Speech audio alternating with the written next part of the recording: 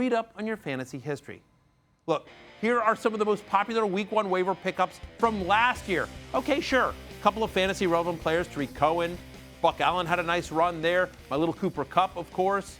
Tyrod Taylor had his moments, but there's also some Kerwin Williams in there, Allen Hurns, Jesse James. And if that doesn't scare you, remember, Alvin Kamara had just 7.8 fantasy points in Week 1 of last year.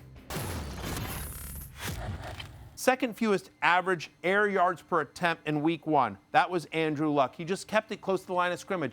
Maybe it's the arm strength. Maybe it's because that offensive line is so brutal and the pass rush is coming in. He's just got to get rid of the ball quickly. But 81% of his Week 1 pass attempts were between the numbers. Why do I bring all this up? All 8 of Ryan Grant's receptions were between the numbers. 7 of his 9 targets were within 5 yards of the line of scrimmage. So keeping it close and keeping it within the numbers, which is where Ryan Grant operates. Look, I just don't think they're going to be able to run the ball effectively. I don't think they're going to be able to play defense. So Ryan Grant is going to be on the field a lot, catching a lot of passes because I think they throw a bunch. And it's a revenge game for Ryan Grant against the Redskins. 100%. And knowing how bad that running game was, like you said, Andrew Luck threw 53 times in Week 1. I mean, if he's going to be slinging it that much because they can't run the ball, you know Grant's going to get his targets. All right, number 2 is somebody else that we've talked about a lot on the podcast. Oh, yeah. And we've talked about here, John Brown. We know they like him in Baltimore quite a bit. 87% of the snaps played in the first half before that game got really out of hand. Scored a touchdown. He led the team in receiving yards. It was just 44 yards. But again, they didn't have to throw very much. They were so dominant. This is a guy that has been a top 30 fantasy wide receiver in his career. He's finally healthy now, Secret Squirrel. Yeah, and I like the fact that he's there splitting time. You know, we have Michael Crabtree on one side, John Brown on the other. And Joe Flacco, I mean, I get it. It's Week 1. But he looked like he was, throwing it around quite a bit there. It's like he's got a fire lit under him with the drafting of Lamar Jackson. And so the idea that John Brown can come in here, especially in Week 2, we've seen what he's done in Week 1. I don't mind him as number 2. I personally would switch him and Ryan Grant, but hey, it's your show. This is true. It is my show. Is Joe Flacco elite? When your team is up 40-0 in Week 1, I think you got to say you're at least fringe elite. Yeah, certainly. For elite, I think, as you would say. Elite adjacent. Yes. And coming in at number 1, Quincy Enunwa. I mean, you saw what he did to your Lions. 100%. Took your team like a rag doll. He led all Raider players with targets at 12. The same number as all of Oakland's receivers combined. Like, it's as if they've never watched football before. Or Jared Cook. But it is what it is. Looks like John Gruden wants to use the tight end in Oakland, and Cook is the guy. I mean, let's be honest. I think a lot of it was also due because the Rams have great corners and safeties, and I think it was very game plan specific. They obviously targeted the running backs as well. They were basically, we're going to avoid the great secondary of the Rams, and we're just going to sort of target the tight end, which they did, like a lot. And his name's Jared Cook. But the fact of the matter is that while I think better days are ahead for the pass catchers, wide receivers of the Raiders, the fact of the matter is that Jared Cook has a very positive schedule coming up for a tight end.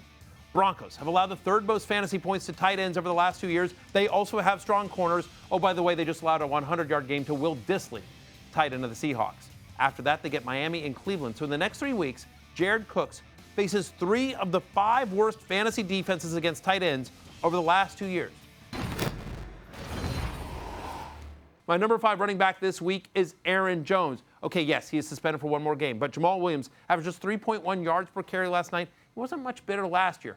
Jones averaged 5.5 yards per carry, and with Williams failing to, wait for it, run away with the job, I could see Jones cutting into that role starting in a couple of weeks. Remember, however, with Rodgers banged up, they'll keep Williams in there for pass protection. I love Jones the most long-term of any of these guys. But if you need help more recently, my number 4 back, Austin Eckler. Look, when the Chargers give him the ball, he produces. In 5 career games with at least 8 touches, averaging over 17 fantasy points per game, as you see there on your screen.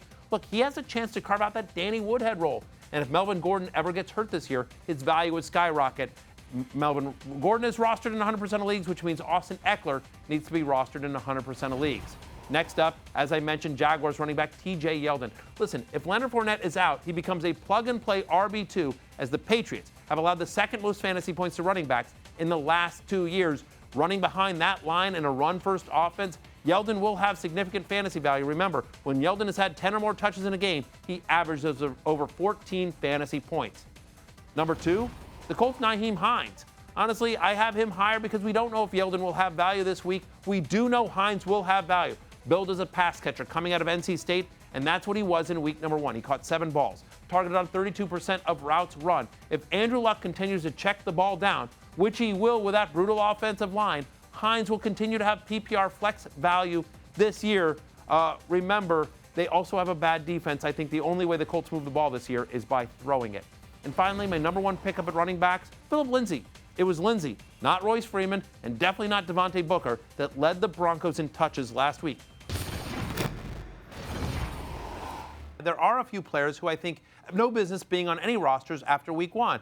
And I don't just mean Delaney Walker, who unfortunately is out with a season-ending injury. A lot of these guys have already been dropped in leagues, but if you're still holding on to them, you can let it go. Be like Elsa. Let go. Ronald Jones and Cameron Meredith were healthy scratches last week. Devontae Booker clearly the third down back in Denver. Phillip Lindsay's ahead of him. Giovanni Bernard is purely a handcuff for people who have Joe Mixon on their roster. And come on, people, it is time to give up on Dez Bryant if you haven't already. Cameron Meredith could work his way into a role, but that'd be the one guy. But honestly, there's so much great wide receivers out there. I have no issue dropping any of these players.